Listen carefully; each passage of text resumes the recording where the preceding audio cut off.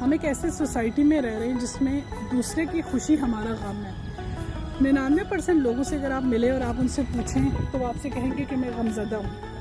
آپ ان سے پوچھیں گے غم کیا ہے، تو غم کچھ بھی نہیں ہے۔ اللہ کی مرضی اور ہماری مرضی کے درمیان میں جو فرق ہے نا، اس کا نام غم ہے۔ اللہ ہم سے کچھ اور کروانا چاہ رہا ہے، ہم کچھ اور کرنا چاہ رہے ہیں، اور جو اللہ ہم سے کروانا چاہ رہا ہے ہم وہ کرنا نہیں چاہ رہے، اور اب وہ ہمارے لیے غم بن گیا۔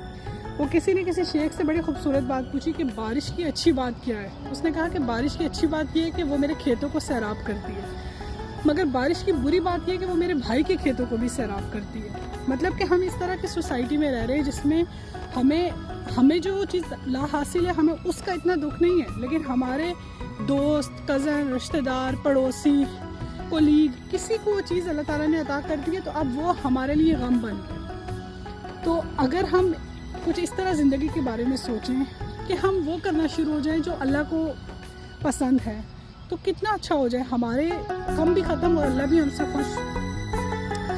تو حضرت واصف علی واصف رحمۃ اللہ علیہ سے کسی نے پوچھا کہ انہوں نے کسی کو بیسیکلی کہا کہ اگر تمہیں اللہ کبھی مرنے کے بعد جب تم اللہ کے سامنے حاضر ہوگے نا تو اللہ اگر تمہیں کبھی قلم دے اور تمہیں کہے کہ لکھو، اب ایک زندگی تم نے میری مرضی سے گزاری جس میں تم نے سب کچھ وہ کیا جو میں چاہتا تھا، اب ایک زندگی تم لکھو اپنی مرضی سے جو تم گزارنا چاہتے ہو، تو لکھنا دینا، کہنا اللہ جو تو نے جیسی زندگی تم نے چاہی تھی مجھے وہی زندگی واپس چاہیے، مجھے کوئی اور زندگی نہیں چاہیے۔ تو یہ ہوتے ہیں راضی، ایسے لوگ جو اللہ تعالیٰ سے راضی ہیں، جو رضامند ہے اپنی قسمت کے، جن کو کوئی گلے نہیں ہے، اور ایسے ہی لوگ خوش قسمت ہیں۔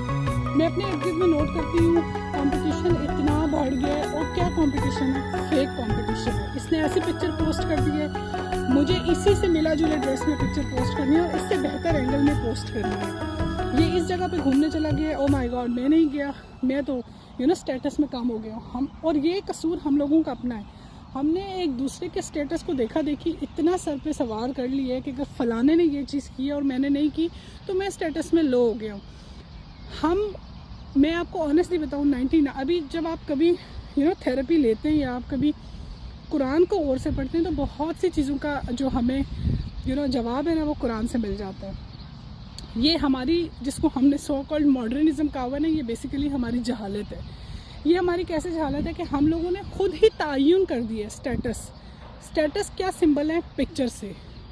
آپ کوئی بندہ کسی بہت اچھی کلاس میں کسی بڑے ریسٹورنٹ میں بڑا خوبصورت ڈریس پہن کے بیٹھا ہوا ہے اور وہ پکچر پوسٹ کر رہا ہے، تو ریسٹ اس کے جتنے سرکل میں لوگ ہیں وہ کہہ رہے ہیں واو بڑا امیر ہے، بڑی یار کیا زندگی ہے، مطلب گھومتا پھرتا ہے، کھاتا پیتا ہے اور کوئی پابندی نہیں ہے۔ بظاہر ہو سکتا ہے اس نے جو پکچر لگائی ہو وہ کیا پتہ کتنی موڈ آف کے بعد وہاں بیٹھا ہو، مطلب کیا پتہ وہ انٹرنلی کتنا اداس ہو، اس کے اندر وہ خوشی نہ ہو، لیکن اس نے بھی پکچر اسی لیے پوسٹ کیا کہ باقی اس پہ کامنٹس کریں اور باقی دیکھنے والوں نے بھی بالکل اسی طرح پرسیو کیا جس طرح وہ دکھانا چاہ رہا تھا۔ کیونکہ اب ہم لوگوں کی وہ کہتے ہیں نا کہ میں نے ایک جگہ پڑھا تھا کہ we are the generation with sad people, something like that, sad people with happy faces. So that was absolutely right کہ اب ہماری انٹرنل خوشی اور سکون میٹر ہی نہیں کرتا، اب میٹر کرتا ہے لوگ ہماری پوسٹ پہ کیا کہیں گے، لوگ ہمیں دیکھ کے کیا کیا ایزیوم کریں گے، ہم کیسے لگتے ہیں۔ تو مجھے لگتا ہے کہ اچھا ہم جب چھوٹے تھے نا تو ہماری نانی کے گھر پہ ایک فریم لگی ہوتی تھی اور اس پہ ایک بڑی خوبصورت سی آئی تھنک غزل اسے کہہ سکتے ہیں، کیا وہ لگا ہوتا، اس پہ تھا اے ابن آدم ایک تیری چاہت ہے ایک میری چاہت ہے، ہوگا وہی جو میری چاہت ہے، بس اگر تو نے مخالفت کی اس کی تو میں تھکا دوں گا تجھے اس میں جو تیری چاہت ہے، پھر ہوگا وہی جو میری چاہت ہے، لیکن اگر تو نے سپرد کر دیا خود کو اس میں جو میری چاہت ہے تو میں دے دوں گا تجھے وہ بھی جو تیری چاہت ہے، پھر ہوگا وہی جو میری چاہت ہے۔ مطلب کہ ہم جب اللہ کی رضا میں رضامند نہیں ہوتے نا، ہم جب لڑتے ہیں، ہم جب گلا کرتے ہیں، ہم اللہ سے سوال کرتے ہیں کہ اے اللہ اس کے پاس یہ سب کچھ ہے تو یہ میرے پاس کیوں نہیں ہے، ہم لوگوں کے جج بن جاتے ہیں، ہم لوگوں کو دیکھنا شروع کرتے ہیں کہ اس میں ایسی کیا خاص کوالٹی ہے، یہ تو نہ شکلن ہے نہ تعلیم ہے اس کے پاس، نہ اس کا کوئی ایسا بیک گراؤنڈ تھا، اللہ نے اس کو ایسا کیوں دے دیا۔ تو اللہ کی تقسیم پر جو انسان آج کل مجھے لگتا ہے سب سے زیادہ خوش انسان وہی ہے جو اپنے نصیب سے خوش ہے، ادروائز تو ہر انسان کی زندگی میں مسئلے ہیں، لیکن ان مسئلوں سے سیکھنا اور ان مسئلوں کے ساتھ خوش اسلوبی سے آگے بڑھ کے اللہ کو کہنا کہ اے اللہ تیری رضا میں راضی. یو نیور نو آپ کا وہ جملہ اللہ کو کتنا پسند آ جائے.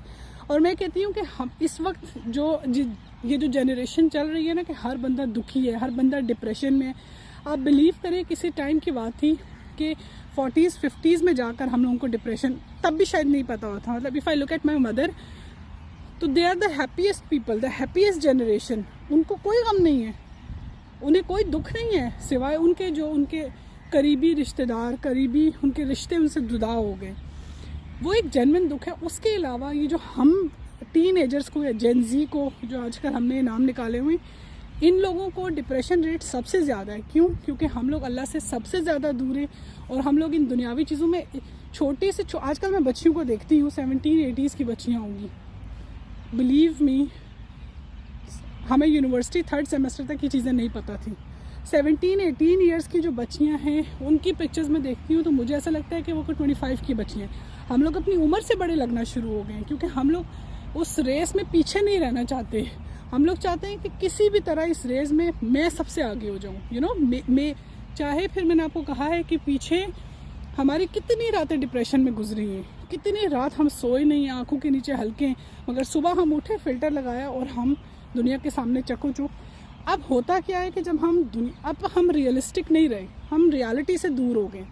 جب ہم یہ چیزیں پوسٹ کرتے ہیں تو لوگوں کو لگتا ہے واؤ اس کی زندگی تو بہت اچھی ہے, اس کی بھی پرفیکٹ, اس کی بھی پرفیکٹ, وہ بھی خوش, وہ یہاں گھوم رہا ہے, اس کو یہ کامیابی مل رہی ہے. دیٹ مینس کہ میں ہی دکھی ہوں.